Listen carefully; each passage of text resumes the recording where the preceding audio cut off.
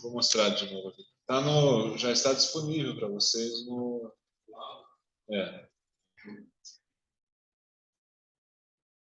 Os problemas da estética.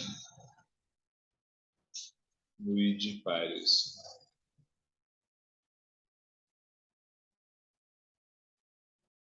Eu ia comentar um pouco o índice aqui.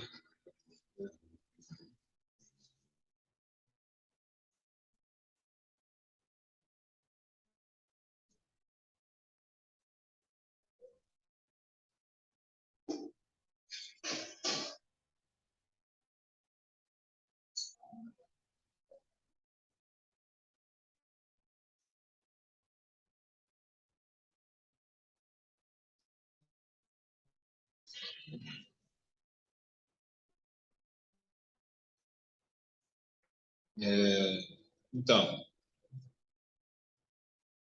gente vai lidar, né, a partir da próxima aula, com certos temas que sempre vão relacionar a estética, né, com a arte, mas também, especialmente devido à natureza do plano de ensino, né, a política e aos problemas éticos, morais, né? Na verdade, isso sempre esteve meio par em passo, porque, em primeiro lugar, porque a estética é uma disciplina filosófica, né? E essa disciplina filosófica, ela está no contexto geralmente de sistemas filosóficos. E esses sistemas filosóficos, eles buscam uma coerência interna. E essa coerência interna dos sistemas filosóficos, essa coerência interna, ela vai naturalmente encaminhar a estética para ser avaliada como uma forma de conhecimento, como uma relação política e como uma relação com a moral, que são, né, temas básicos de filosofia. Então, dificilmente um autor qualquer, quando for escrever uma estética, especialmente ao longo da história da filosofia, vai deixar de se referir a isso como algo que faz parte do contexto maior da filosofia dele. Dificilmente você vai ter um filósofo ao longo não estou dizendo contemporaneamente, né? Mas eu digo ao longo da história da filosofia, que não vai contextualizar a estética frente a outros problemas filosóficos sobre os quais ele escreve. Então, isso sempre vai colocar a estética frente a problemas relacionados com conhecimento, relacionados com política e moral. São temas muito frequentes dos sistemas filosóficos. E a estética, ela já começa como um problema ligado ao conhecimento a partir do problema da sensibilidade. A própria definição de estética inicial já é assim, né? Então, ela demora um pouco para se libertar desse tipo de relação e ser um pensamento mais exclusivamente ligado a problemas relacionados à arte. Embora ela se refira à arte, né?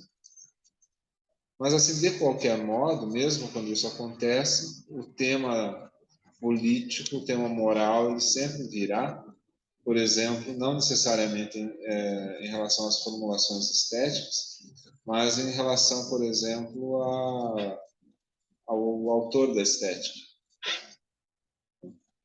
Nós temos um caso emblemático, por exemplo, o poeta francês Charles Baudelaire. Ele tem uma formulação sobre a arte, né?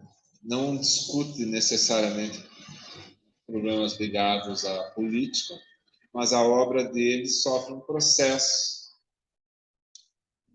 na França, e ele tem poemas que são proibidos porque são considerados imorais. Então, mesmo que ele mesmo não discuta a arte de um ponto de vista moral, justamente porque ele não faz isso, porque ele se dá a liberdade, né, de não fazer isso, de não levar isso em consideração, ele acaba tomando um torpedo no casco. São 6 poemas que são eliminados da obra As Flores do Mal, e isso ficou assim até 1927, se não me engano. A data exata eu posso estar enganado, é o que me ocorre de cabeça. Os poemas ficaram proibidos de fazer parte da obra, e a gente está falando da França, né? A gente não está falando do Brasil do Bolsonaro ou da Alemanha nazista. A gente está falando de um lugar que, em geral, é civilizado. Então, mesmo assim, essas coisas acontecem, né? E isso questiona, né? Pode não questionar de dentro, né? Não é o próprio autor confrontando a arte com problemas ligados à política e à moral, mas o próprio autor é confrontado com isso.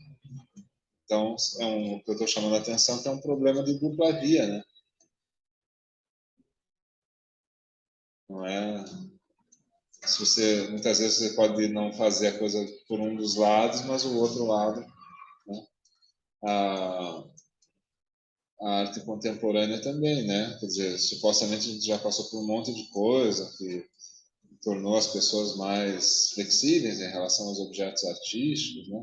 Temos uma história, por exemplo, de luz na história da escultura, da pintura, assim, que é milenar, né? E aí isso é atacado em pleno Brasil, no século XXI, como se não tivesse essa história, né? Egon Schiele, pintor austríaco, ele gostava tematicamente, ele gostava de pintar jovens, né? Jovens mulheres. Também teve uma acusação de pedofilia. Não porque ele foi pego em relações sexuais com moças menores de idade, tipo o, o vereador lá do Rio de Janeiro, né? Mas porque ele pintava, né? Então, assim, uma confusão, né, da ideia de um modelo da obra com uma ideia assim de perversão sexual. Que a arte ela sublima justamente essas coisas da existência concreta da gente, né? Ela está ali justamente para trabalhar essas coisas, né? Para que essas coisas não tenham que acontecer necessariamente na vida real, para que elas sejam objeto de reflexão, né? A arte aceita melhor essas coisas. Por exemplo, você não vai num teatro e aí ocorre um assassinato no palco, você chama a polícia, né? Acusando o dramaturgo de assassino, né? Você pode não ser um assassino de verdade, mas você é um assassino em pensamento, então você precisa ser punido, né? Ricardo III do Shakespeare é um tremendo de um canalha, né? Ressentido. Daí você acusa o Shakespeare por isso? É um pouco complicado, né? Mas assim, há um limite, assim, né? Por exemplo, se você faz alguma coisa do ponto de vista de uma propaganda, assim, né? Usa a obra de arte como um meio de propaganda. É um pouco diferente já, né? Por exemplo, o futurismo italiano, ele estava efetivamente vinculado com uma propaganda fascista. O Manifesto Futurista ele era praticamente uma versão artística do projeto fascista. Então aí tem aí um outro viés da coisa, né? É a arte como veículo, né? Dá para falar isso, por exemplo, da propaganda também, né? propaganda revestida de uma forma artística pode estar veiculando mensagens bastante destrutivas de alguma forma, né? Por exemplo, consumismo desenfreado, a superficialidade, né, em relação a, ou mesmo uma propaganda de alguma coisa que é nociva à saúde, como cigarro, né? Então, quer dizer, são coisas que levam à reflexão de qualquer modo filosófica, né? É preciso pensar isso, é preciso refletir sobre isso, quais são os limites aceitáveis e tal, né? Por exemplo, a reflexão da Escola de Frankfurt, de Benjamin Adorno, a respeito da arte na sociedade de consumo como indústria cultural também, é um problema político, né?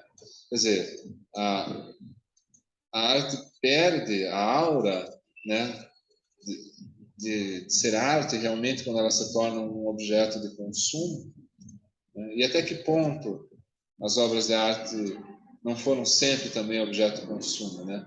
Se você tem mecenas, se você tem assinatura, né? A assinatura ela tem uma razão de ser, né? Que é tornar aquilo ali um objeto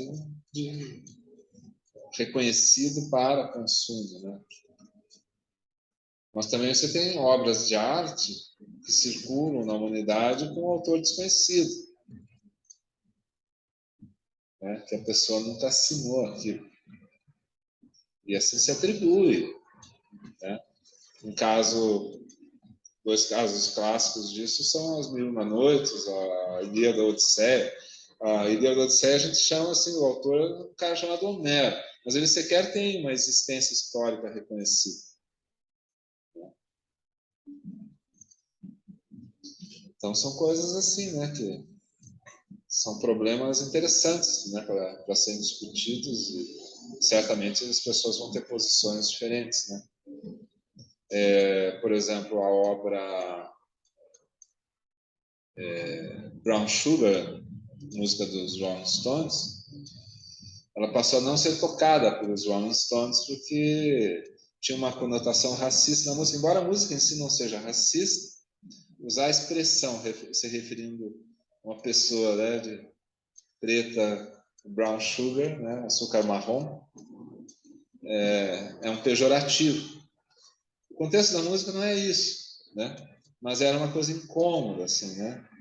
A música Com Açúcar com Afeto do Chico Buarque, o Chico Buarque parou de tocar porque isso incomodava uma parcela assim, né, do mundo feminino, muito embora a conotação da letra também não seja uma defesa do machismo ou uma defesa da submissão da mulher.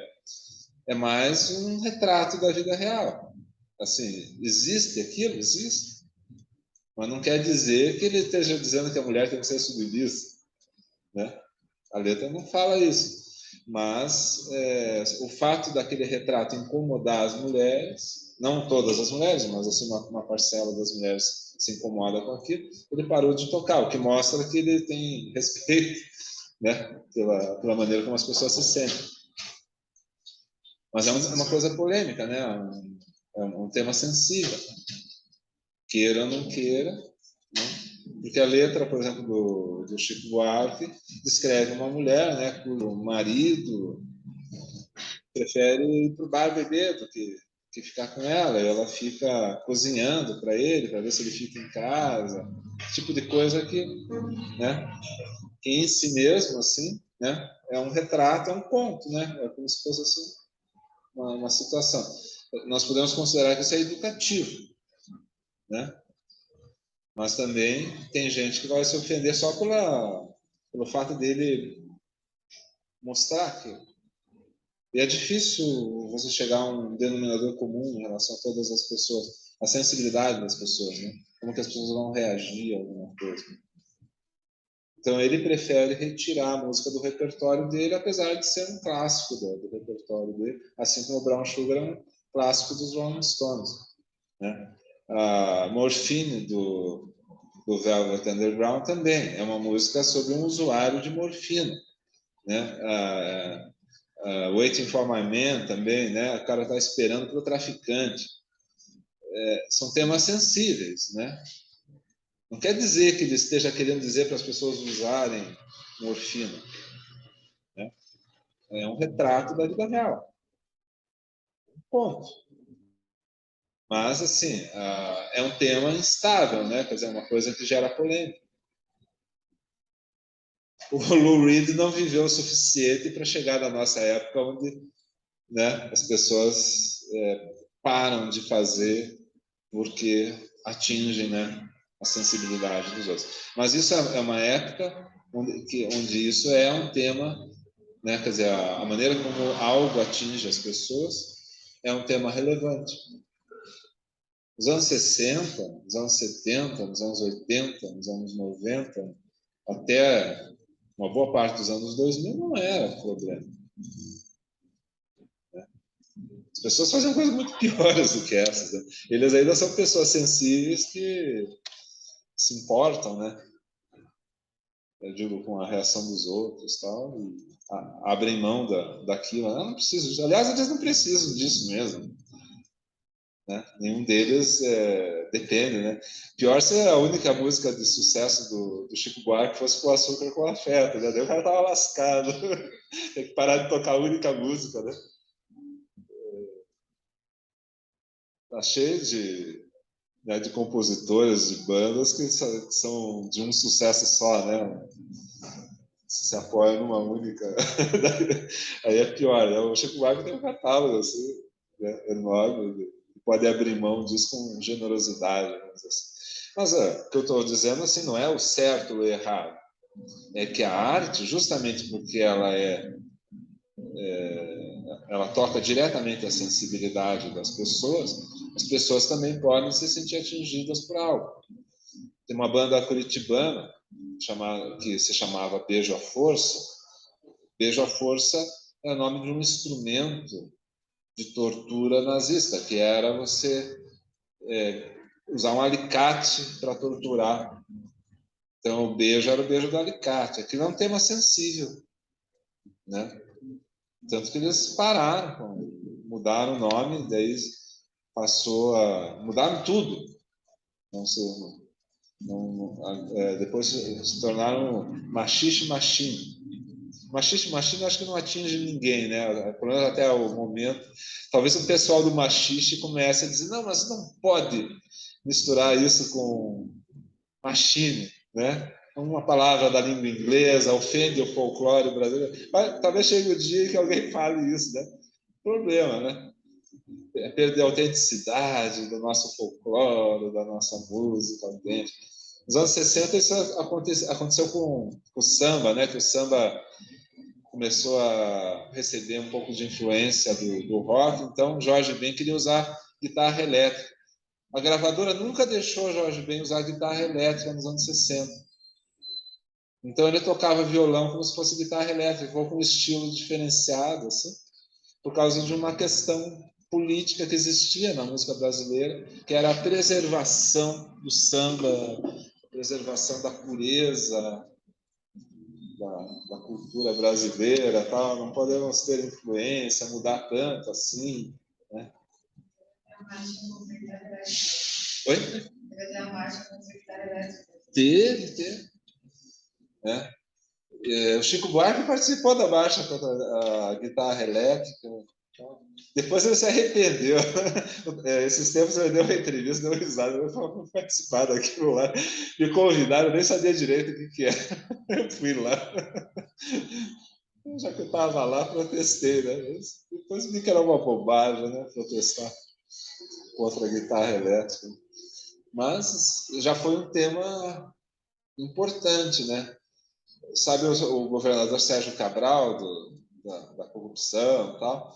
O pai dele era um crítico de música no Rio de Janeiro e ele era um dos principais críticos da guitarra elétrica, tal, da pureza da música brasileira. Era uma pessoa... Ele escrevia no Pasquim também, vivia descendo a lenha, né? Paulinho da Viola, né, que era com todo o brilhantismo dele, tinha uma linha mais tradicional, era um exemplo de jovem que não fazia esse tipo de coisa. Né? envolviam ele assim, numa situação bem constrangedora, porque eu era amigo dos caras, tá? Mas são temas... a grande questão é que a arte, ela se aproxima muito do coração das pessoas, né? Então todo mundo se sente, é a mesma coisa do ídolo, né? As pessoas se sentem íntimas do ídolo, né? O cara tá na churrascaria, os caras vão lá conversar. Oi, Paulinho da Viola, eu te amo. Não, o cara tá jantando aqui, né? Você não é meu amigo, né? O John Lennon passava por isso, ele morava lá num lugar meio isolado, né? Tem um documentário sobre ele que depois que ele morreu, vários anos depois que ele morreu, a Yoko Ono fez o documentário Imagine, né? Sobre ele e tal. Tinha muito material doméstico e tal. E aí tem essa cena do cara vindo, assim, eles estavam lá gravando numa fazenda, lugar isolado. Parece o cara lá, assim, putz, eu te amo, John Lennon. Imagina, né? E ele tem até uma música, onde ele diz assim, esses freaks no telefone não me deixam sozinho, não me deixam em paz. Tal, ou pedindo doação, porque ele é um cara bacana, então eles acham que ele vai participar de toda a campanha, doar para todo mundo. Sabe, o cara não tem privacidade. E aí, o ponto culminante disso, né, é o Mark Chapman assassinar ele, né, que era um ídolo dele, né? E ele achou também, na psicose dele lá, que era a maneira mais fácil de ficar famoso era matando o John Lennon. Ele vai lá, mata o John Lennon. Né? A fama ela é naturalmente política. Né? E o mais curioso disso é que alguns anos antes o John Lennon participou de uma gravação do David Bowie, né? Justamente, e fez vocais tal, da música chamada Fame, que era justamente uma crítica, né, sobre essa relação, né, complicada, né, do público com as pessoas famosas, né? Mesmo que o cara não construa um personagem, colocam nele uma imagem da qual ele não consegue fugir, né? Assim, aconteceu isso com o Bob Dylan, né? O Bob Dylan ele quis parar de tocar só com o violão, com a gaita, tal, que foi assim que ele começou a carreira, músico de protesto, identificado com a política de esquerda americana, Woody Guthrie e outros caras que eram músicos de esquerda protestando, né, contra o Vietnã, protestando contra o capitalismo americano, contra a máquina de fazer doido deles lá, tal. E não queriam que ele abandonasse essa posição. Daí, quando ele começou ali por 65 a gravar músicas assim, com um repertório mais amplo, né, falando de outras coisas, daí tocando com banda e com guitarrista, nossa, foi um trauma nos Estados Unidos e na Inglaterra, assim, meu Deus, ele traiu, né? É uma coisa que tinha uma importância assim, inacreditável para as pessoas, e ele tinha que se defender. Daí ele foi para a Inglaterra, tem um documentário chamado Don't Look Back, que o próprio título já é sintomático, né? Não olhe para trás, é, que mostra o período onde ele vai para Londres fazer um show com a banda, e ele é obrigado, assim, de certa maneira, para mostrar assim que ele não abandonou aquilo, de certa maneira, a fazer o show dividido. A primeira metade ele faz só com o violão, como era o estilo anterior dele, e a segunda metade ele toca com banda. Mas o documentário mostra as pessoas iradas com ele, os fãs, porque ele resolveu fazer uma modificação na maneira dele. Ele é um artista dele, ele não é propriedade do público. Né? Assim como o pessoal vai protestar na frente de um museu porque tem uma exposição onde tem luz, e eles não querem que tenha luz, e aquilo ali. Imagine se as crianças veem isso, daí começam com cartazes, né? Tipo, isso é coisa do demônio, né? Certo ou errado, bom ou mal, é assim que é, né? Que é uma relação, né? A arte, ela não é simplesmente uma expressividade do artista. Ela acontece no contexto de uma comunicação com o público, né? Uma pessoa pode ter ter toda uma obra, e assim a posição do artista pode ser: nunca vou mostrar a minha obra. Bom, tudo bem, beleza? Não há nenhum problema com isso também. Mas assim, não vai existir essa presença da obra, ou obra, né, não apenas um elemento da obra, mas assim a obra como um todo dele, se ele quiser nunca mostrar, né, ele não vai fazer parte do mundo da arte, né? E com isso ela não vai encontrar uma legitimidade no contexto da humanidade. Não quer dizer que ela não exista. Não quer, é possível que o maior poeta, digamos assim, que poderia vir a ser considerado o maior poeta da humanidade, tenha morrido abraçado com seus versos numa guerra, no naufrágio de um navio, sabe, sei lá, né? Tem aquela frase que o melhor tenista é aquele que nunca existiu. Não se pode fazer um juízo de valor, né? Porque a pessoa não quer mostrar a obra, ou porque é tímida, ou por uma razão que for, né? Mas o fato é que daí ela não entra na contabilidade no mundo da arte, né? Quem não seria ser percebido desse ponto de vista, né? É uma relação com a percepção das pessoas. Então é isso que fundamenta a questão do ponto de vista estético, né? Então, assim, como ponto de partida, a gente pode entender isso. Olha, a arte é aquilo que faz parte do mundo da arte. E isso vai ser sempre relacionado de alguma forma às teorias da arte que existem, né? Se o artista ele for muito inovador, isso vai apresentar uma dificuldade.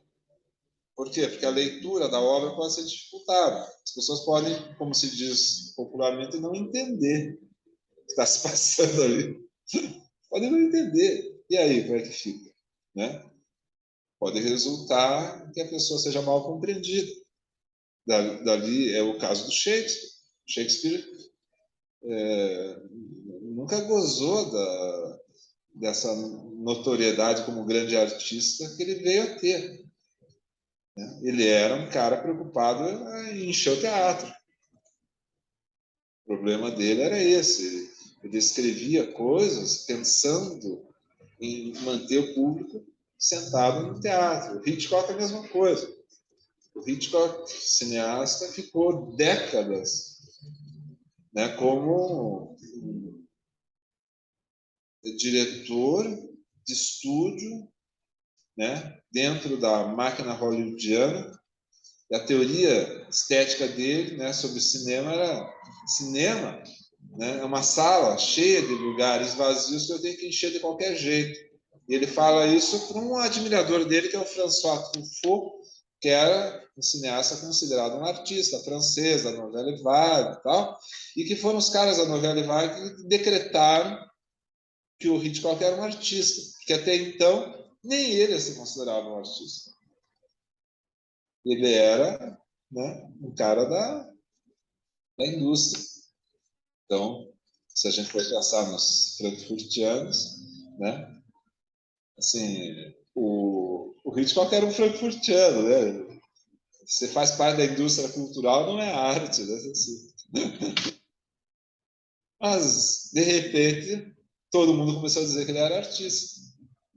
E ele nunca soube disso. O Arthur Bispo do Rosário também. Ele fazia parte dos projetos lá da Nise da Silveira. O que ele fazia? Ele fazia terapia ocupacional, né? Um artista plástico, um artista visual, mas que não se considerava um artista. Por quê? Porque na condição psíquica dele, chamemos isso como a gente quiser chamar, mas podemos dizer simplesmente uma condição psíquica, ele estava lá internado no hospital psiquiátrico, né? Começa a fazer aqueles trabalhos lá, e aquilo extrapola muito o projeto, né? Ele cria coisas que as pessoas consideram extraordinárias.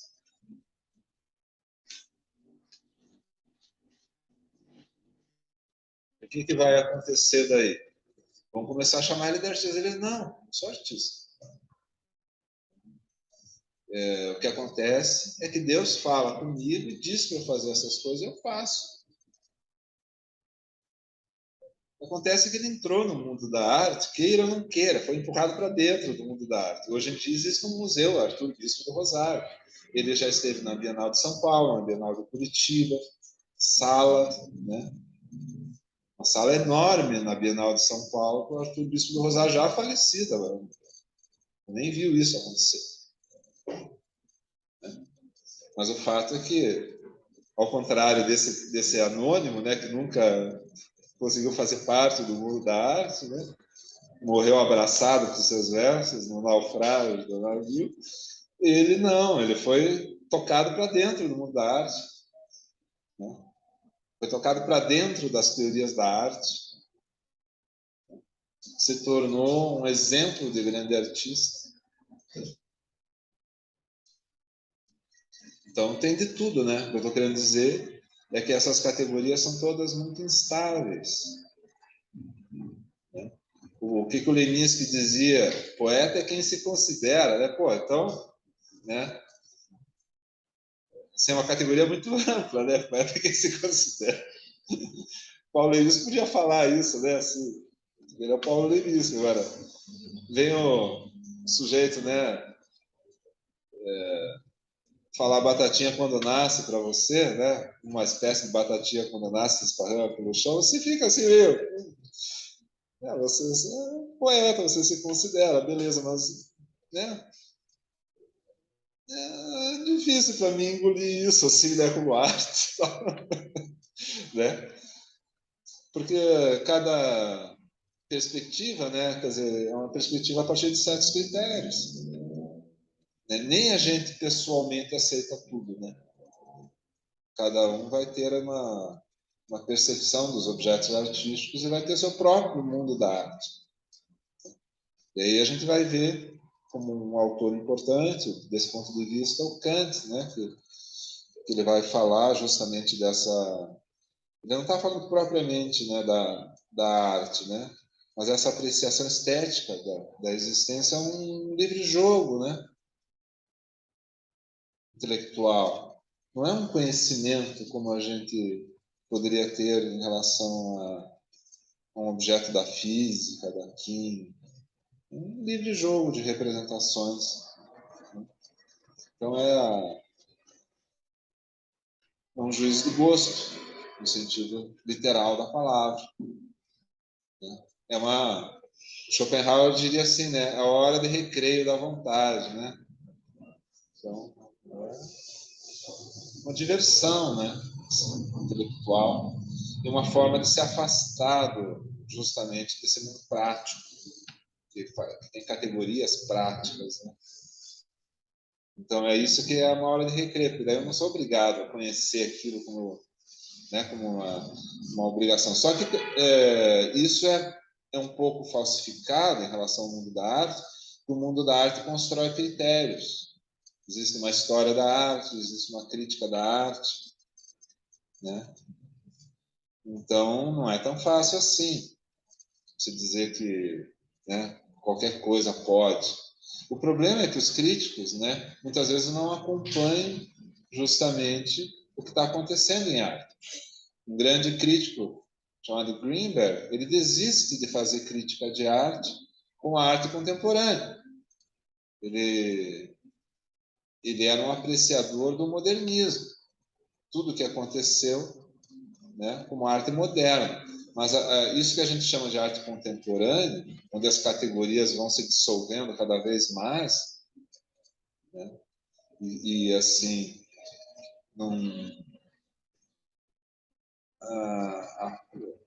os critérios formais de arte são abandonados completamente, ele já não quer mais ser crítico, ele simplesmente abandona a crítica de arte. Não vou falar sobre isso. Instalação, né? Enfim, vídeo do Andy Warhol de 24 horas filmando a esquina da rua. Meu, isso não quero saber. É demais para minha cabeça. E vai fazer outra coisa lá, criar ovelha, sei lá. Porque ele não quer fazer parte mais desse mundo da arte. O público tem uma reação semelhante, né? Diante da arte contemporânea. Tendo isso, alguém me explique por que isso é arte? Por que o extintor de incêndio na parede, ora é extintor de incêndio na parede, ora é uma obra de arte? Qual é a mágica, né, que transforma a cadeira, que está todo mundo aqui sentado, né? Se o artista colocar a cadeira na exposição, então ela vira uma obra de arte. Então, professor, eu sofria muito isso aí no colégio, que o ensino médio daí é muito mal sério. A pessoa chegava na Laís, colocava um vídeo na pauta do mundo para invertido e tal. Mas eu não entendia como era o discurso da Laís. Então, é justamente uma revolta contra a formalidade da arte, né? O objeto da arte formalizado escravizando o artista, né? O poema, né?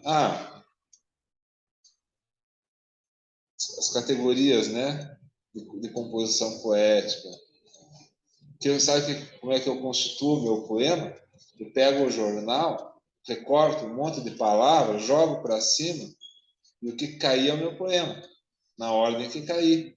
Então, é mais uma atitude, né? A arte está mais na atitude do artista do que propriamente no objeto. Né? O objeto em si é indiferenciado. Qual que é a diferença de eu pintar a cadeira e colocar a cadeira aqui? Então, tem assim, uma coisa de senso de humor, uma coisa de irreverência, né? Então, eu tenho que começar a ser apreciado de outro jeito, né? O problema é convencer o público disso, né? É difícil. O público passa a precisar de um intermediário para explicar para ele, né, o sentido daquilo. De repente surge uma coisa chamada arte conceitual, né? Que daí os artistas assumem então o compromisso, né, de explicar a própria obra também, até para não depender do crítico, né? Então vira assim uma arte discursiva, né? Uma arte filosófica.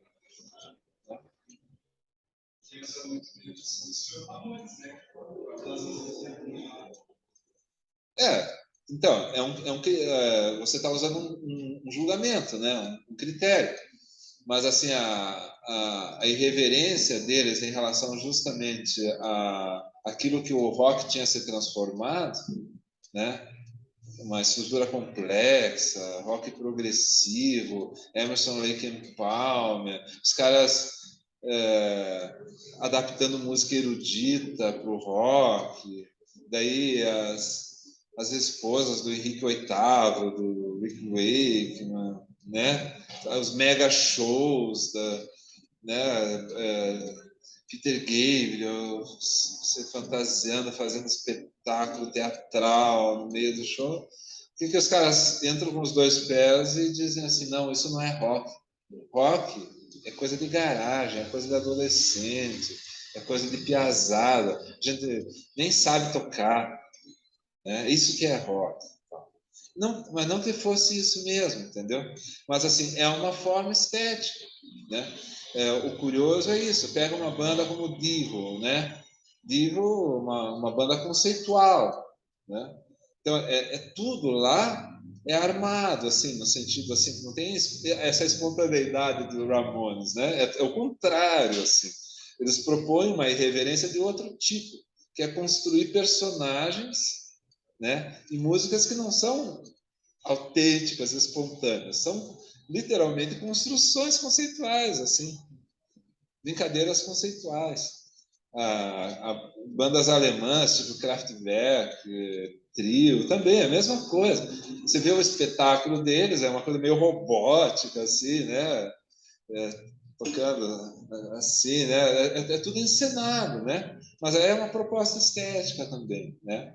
O Peter Gabriel também, né? Mutantes aqui nos anos 60 também, né? Tinha toda uma estética visual, o próprio Caetano Veloso no começo, né? Até o 76, assim, é tudo uma coisa para ser de uma determinada maneira, né? Para ser percebida de uma determinada maneira, uma espécie de provocação, assim, de linguagem específica, né? Aí é óbvio, né? Quando você ouve os inícios de músicas alemãs, né? É praticamente invariável aquilo. Mas assim, né? É muito amado, né? Por que é muito amado também, né? É porque de alguma forma aquilo era necessário no contexto, né? O John Lennon comentando o punk rock antes de ser assassinado também. Isso que eles estão fazendo agora, e aí dizendo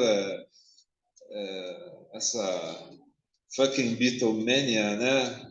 O The Clash tem uma letra assim, saco cheio, né? Dessa Beatlemania e tal. O John Lennon, tudo bem, eu compreendo eles, a gente era assim no começo também. O John Lennon nunca perdeu esse caráter mais agressivo também, né? O Paul McCartney é que era assim, essa coisa mais doce, tal, angelical, tal. E os Beatles eram muito criticados muito em função do Paul McCartney, né? Dessa coisa mais comercial da música dele, tal. Mas, né? Também isso é uma forma estética interessante, né? O Paul McCartney também, né? Com a sua maneira de fazer as coisas, tem clássicos do rock, né? Então você tem para todo mundo, né? No mundo da arte tem para todo mundo, né? Né? O Fred Astaire, já ouviram falar do Fred Astaire, dançarino do cinema americano, né? Ele considerava o Michael Jackson o príncipe herdeiro dele, né? E uma coisa totalmente diferente, né? Mas por quê? Por causa da coisa que unia a canção com a dança, né? O espetáculo muito voltado para a dança também. Então ele sentia, apesar da brutal diferença dos estilos, né? Uma coisa que você não tem como comparar diretamente uma com a outra era isso, né?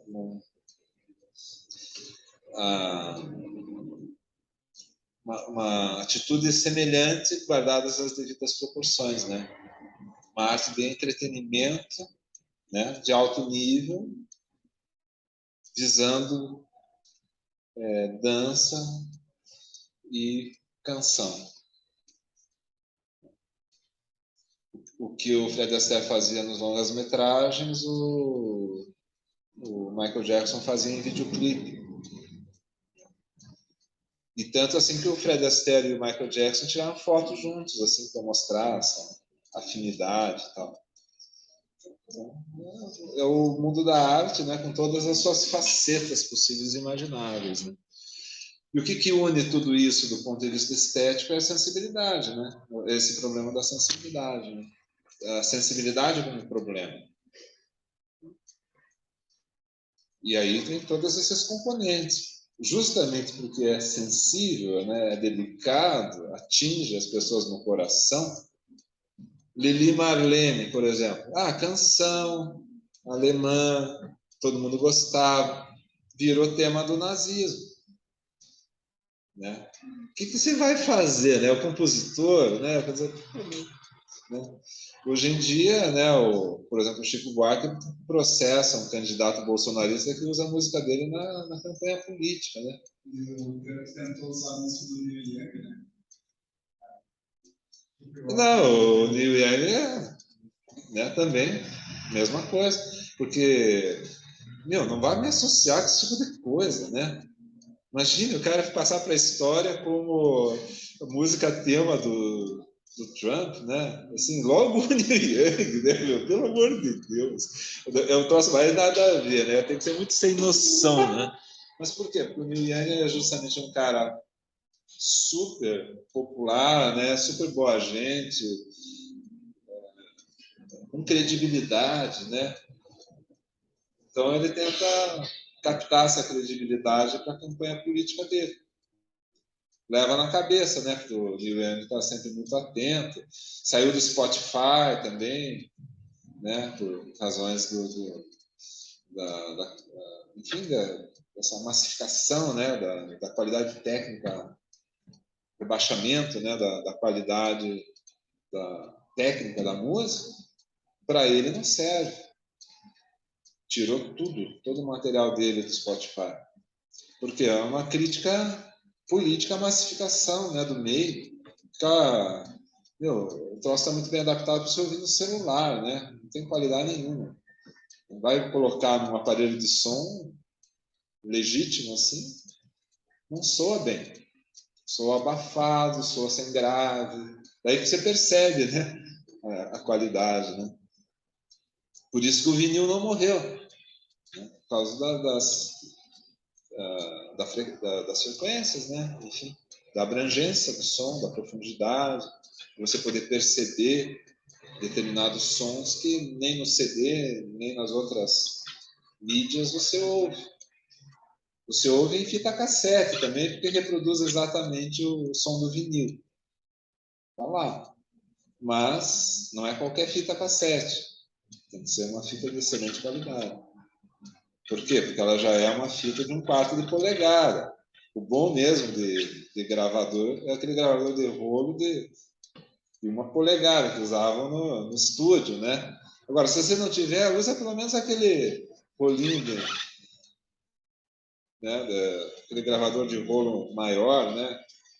Mas, assim, a sensibilidade, né, da nossa humanidade atual, ela está reduzida aos meios que existem, certo? Difícil quem tem um bom aparelho de som em casa, né? Difícil quem assista filme de arte no cinema, né? Difícil quem assista filme de arte, por quê? Porque acabou inclusive, o DVD, né? Foi tudo para o espaço. Todo aquele acervo que existia, tal, que já era menor do que o das fitas VHS, que já é uma porcaria, mas que não tem mais cinema de rua, né? Foi tudo para shopping, passam sempre os mesmos filmes. Ficou cada vez mais difícil de você ver um bom filme, né? Até os anos 80, você poderia ir em qualquer grande cidade, um monte de cineclube, um monte de cinema de rua, passando filme de arte. Tinha a possibilidade de você ver isso na telona, né? Hoje em dia, você tem que pedir pelo amor de Deus para ter um elemento desses aí numa Netflix da vida, né? Eu digo, a humanidade hoje ela sofre por essa massificação, né? Exagerada. A crítica lá que a escola de Frankfurt já fazia, né? Então, não está errado, né? Então, o que eu faço com isso, né? O problema é sempre esse, né? O que eu faço com isso? E quer dizer que nenhum meio, nenhuma forma artística está bem adaptada para esse mundo como ele é hoje? Não, também não é verdade dizer isso, né? Tem muitos artistas que estão muito bem adaptados exatamente nessas circunstâncias atuais, mas nunca iriam sobreviver nas circunstâncias antigas, né? É interessante, né? Não tem uma lei, né? Não tem a época dos critérios formais, rígidos, tal, passou há muito tempo, né? Isso demorou para passar, demorou muitos séculos, tal, mas ali na metade do século XIX meio que acabou, né? Começaram a surgir as chamadas dissensões em arte, né? Quer dizer, aquelas propostas comunitárias, teorias da arte, que promoviam, então, um distanciamento das teorias tradicionais de arte e que propunham coisas novas, propunham coisas diferentes, propunham estéticas diferentes, né? Abrindo espaços novos para aquilo que antes era dominado, assim, né? por um mundo da arte muito fechado, muito rígido. Um desses fenômenos, por exemplo, eu estou fazendo uma aula um pouco genérica, assim, mas é mais para situar vocês mesmo em relação ao plano de ensino desse modo. Deixa eu ver como é que a gente está. De tempo ainda tem um pouquinho. O Salão de Paris, né, era o campeão do formalismo, ali em 1830, 1840, 1850. Aí, os artistas recusados do Salão de Paris eram aqueles artistas que estavam começando o movimento impressionista, que hoje em dia, né, até mesmo na virada já do século XX, já eram considerados artistas tradicionais. Já estavam oprimindo os novos artistas que queriam fazer coisas diferentes. Não eles em si, entende? Mas eu digo, aquele mundo da arte que já passou a considerar o impressionismo uma coisa linda, maravilhosa, tal, e que queria que todo mundo fosse impressionista já. Mas ali, em 1850, eles não tinham espaço. Então, eles entraram com um pedido, né, para o governo francês, e o Napoleão III concedeu a eles um espaço e financiou uma exposição que se chamou justamente o Salão dos Recusados. Né? E daí eles começaram a construir esse novo império da arte, assim, da teoria da arte, de uma nova teoria da arte, e que chegando ali no início do século XX já oprimia a nova arte que estava surgindo. É difícil perceber quando que é o underground e quando ele acaba, né? Quando ele começa, quando ele acaba. Até quando eu só estou colocando a minha, o que eu fui lá no início, qualquer agora, e é o próximo que está vindo. E cada vez que aparece, está diminuindo mais esse tempo. Principalmente no escritor e tudo mais. E fica difícil, que é exatamente uma crise que é em parte salutar, né, que é a crise do critério, né? Exatamente o problema da estética filosófica é a discussão dos critérios da sensibilidade, né? As regras da arte, se é que existem, né? Quer dizer, em que medida existem. As regras de ontem, porque as regras elas são criadas, inclusive, de baixo para cima, né? Assim como são impostas por um mundo da arte dominante, tem também um mundo da arte emergente que vai dizer, né, que tudo isso aí é caretice, né? E aí se você faz aquelas coisas, você vira assim uma monstruosidade, né? Tem um choque, né, de critérios. E aquilo que em algum momento foi uma estética inovadora vira uma estética conservadora no momento seguinte, né? E isso pode estar relacionado, por exemplo, com os critérios de consumo também, né? Um mundo que consome arte e que precisa vorazmente de novidade. Um músico, por exemplo, como o João Gilberto, vai se insurgir justamente contra isso, né?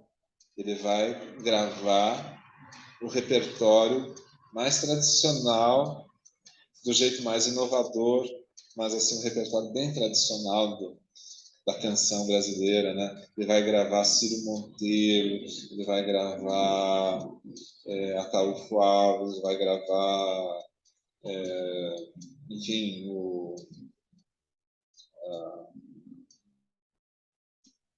fugiu o nome. Enfim. E hoje em dia tem vários artistas que nem por conhecer as músicas, você não vai.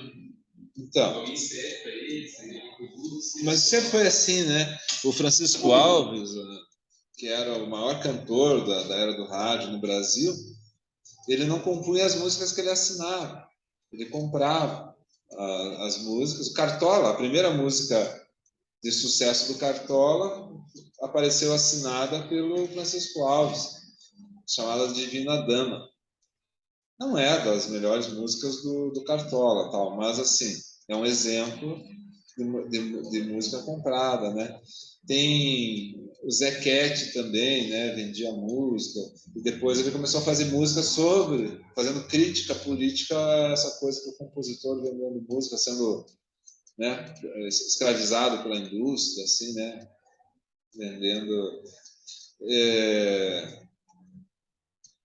Os artistas também perdem o controle do próprio repertório, né? O catálogo dos Beatles, depois de um monte de problemas judiciais, foi parar na mão do Michael Jackson. Michael Jackson era o dono das músicas dos Beatles, não de todas, mas uma boa parte que estavam no imbróglio lá judiciário. Então é complicado, né? Tem problemas de todos os tipos, né, lidando moral e política, né? Então esse aí é o foco básico, né? Tudo isso permeado por esse problema das teorias da arte, né? Bom, já era uma crítica platônica, né? Esse critério de autenticidade na arte, né? Já era um problema para Platão, né? Esse problema da representação também, né? Era um problema para Platão. Isso que a gente chama de arte abstrata hoje, né? Que começa com Kandinsky, com Schoenberg na música e tal, já era uma questão para o Platão, 340 anos antes de Cristo. Por que dele a crítica da arte como a arte mimética? É porque ele concebia, né, que no mundo das ideias essas referências figurativas na arte provavelmente nem existiriam. Né? Então, por exemplo, a pintura como pura luz. Ele concebe no diálogo, se não me engano, no Ion, pintura com pura luz. Um negócio interessantíssimo, né? Porque literalmente ele não tinha exemplos de arte não figurativa em torno dele. Ou seja, ele estava conversando de um ponto de vista absolutamente ideal, assim, uma fantasia cósmica, né? Mas ele estava antecipando coisas que viriam milênios depois dele. Não exatamente como ele concebeu, porque daí já é pedir demais, né? Pedir para o Platão conceber exatamente a Mona Lisa, né? É pedir meio demais, né?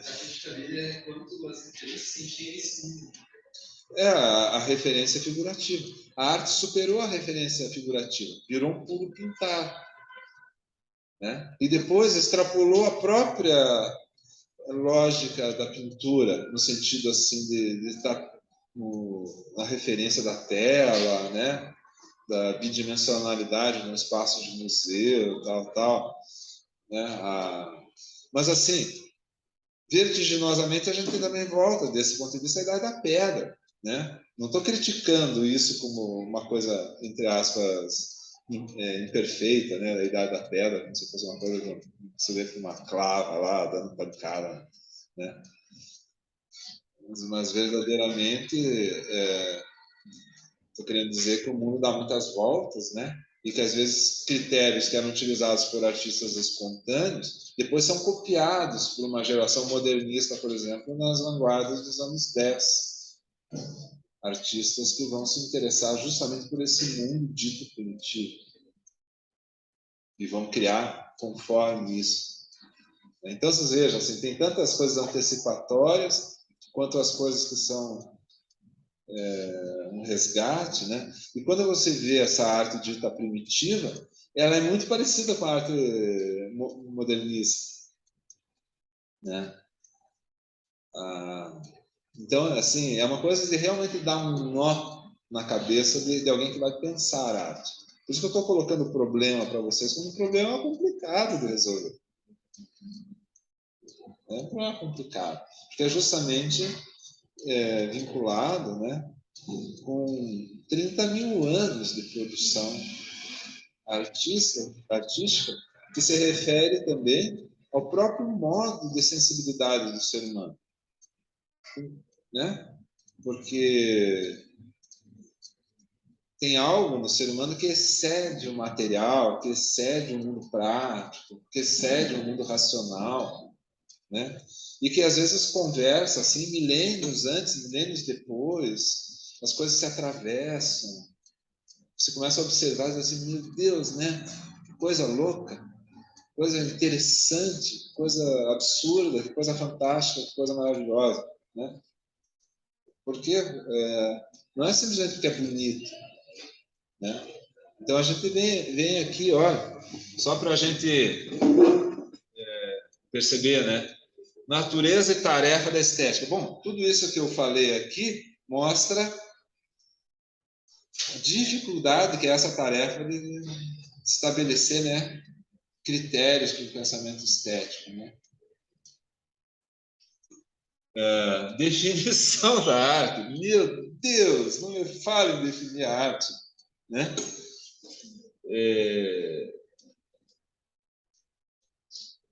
A arte como formatividade aqui está separado porque ele vai defender muito isso. É uma teoria estética a qual ele mesmo se filia. Então ele coloca 3 teorias tradicionais da arte e a dele, né? Você olha, é meio pretensioso, né, mais ou menos. Autonomia e funções da arte. Todo esse problema com a política e com a moral está aqui, né? A ideia da autonomia da arte. A arte pode fazer o que ela bem entende. Eu posso matar uma pessoa e expô-la no museu e dizer que eu não posso ser imputado pelas leis, porque isso é arte? Não estou falando para fazer isso, tá, gente? Não é um conselho, não é uma sugestão. Mas eu estou dizendo assim, vamos no extremo, né, da autonomia da arte. Né? Isso é discutido num filme do Hitchcock, o Festim Diabólico. Qualquer hora vocês me peçam para comentar de novo sobre o Festim Diabólico. Vou colocar está gravado aqui, a gente não perde. Conteúdo e forma, né? A gente discutiu isso aqui o tempo inteiro hoje. Questões sobre o conteúdo da arte, pessoalidade e socialidade da arte. Discutimos isso também. A arte, né, fechada no próprio artista e a arte em comunicação com o público, ou com uma comunidade, com o mundo da arte, uma crítica, uma teoria da arte. Teoria da arte pensando o artista e o artista dizendo: ei, eu não quero que vocês fiquem tocando em mim, assim, sabe? Crítico de falar de mim, da impressão, desculpa a expressão, que estão passando a mão na minha bunda, sabe? Não venham com isso. Tem artista que é assim, né? O Caetano Veloso tem um verso numa canção de 82 dele: a crítica que não toque da poesia. Bom, você não pode impedir a crítica de falar da poesia, desculpa. Né? Mas assim, o artista ele pode se sentir agredido. Ele, naquela época tinha um problema com a crítica. Ele pode se sentir agredido e começar a devolver os ataques, né? Pode. Arte e história, né? Bom, a arte ela vai se inserir inevitavelmente na história da arte, queira ela ou não, a não ser que o cara não faça parte da arte, né? A ideia de processo artístico, um problema que vem desde Aristóteles, muito fortemente, né? O problema da leitura da obra de arte a gente tocou aqui, né? Porque precisa de uma teoria para você fazer uma leitura adequada da arte. Quando tinha uma arte formal, uma arte assim com regras formais mais estabelecidas, por exemplo, as pessoas sabiam o que era uma pintura, né? A pessoa ia no museu do Louvre, né? Ou na exposição, no Salão de Paris, todo mundo sabia qual era o critério de julgamento. Aí as pessoas diziam: mas olha, esse cara não entende nada de perspectiva, né? É mal acabado, isso aqui parece esboço, tal. Mas a arte ruma justamente para isso, né? A arte moderna ruma justamente para aquilo que era considerado dentro desses critérios tradicionais como não arte. Né? É isso. Vocês acham que deu conta do recado de falar do índice aqui? Só do índice, né? Então, a tarefa de leitura de um livro como esse, e é só um livro, né? Ela é complexa. Vocês têm ainda algum comentário para fazer sobre isso? Coisa do interesse de vocês particular. continuar perguntando, você falou de arte. Pode chamar de arte presta? O Brest, pode. Então, você falou que eles não eram artistas, eles não tinham intenção de arte. No sentido que é como a gente toma isso hoje, né? Isso. Mas aí eu fiquei pensando se aquela expressão deles não poderia ser entendida como arte também. Pode, Pode? claro. Na verdade, assim, em retrospectiva, ocorreu curiosamente isso. Coisas que eram antes, né? Exposições de museus baseados em escavação antropológica e tal, foram justamente para os museus de arte. O Metropolitan de Nova York tem muitas exposições de arte, né? E até mesmo de moda, né? Moda não necessariamente foi considerado arte também durante muito tempo. Dança também, né? Por exemplo, você vai ver a estética do Hegel, não tem dança, né? Não tem dança. A estética do Schopenhauer não tem dança. Dança não faz parte da comunidade da arte, né? Se depender deles. E assim, reivindicar que o corpo pode ser o suporte, né? Da arte, do movimento, né? E que isso aí é um critério, é uma coisa que precisa ser colocado no mundo da arte. E a partir do momento que é colocado, isso volta em retrospectiva para todos os exemplos conhecidos, possíveis e imagináveis da história, né? Ocorre uma releitura das coisas a partir dos novos critérios que vão surgindo. É isso que os modernistas fizeram, por exemplo, em relação a essa chamada arte primitiva. Ou a arte infantil, né? Pintor Paul Klee, ele estudava as produções das crianças. A estética dele estava baseada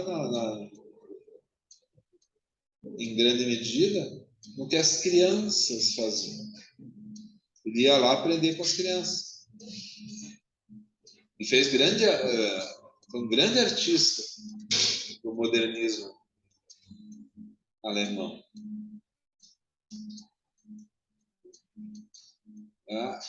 De acordo com os nazistas, é a arte degenerada.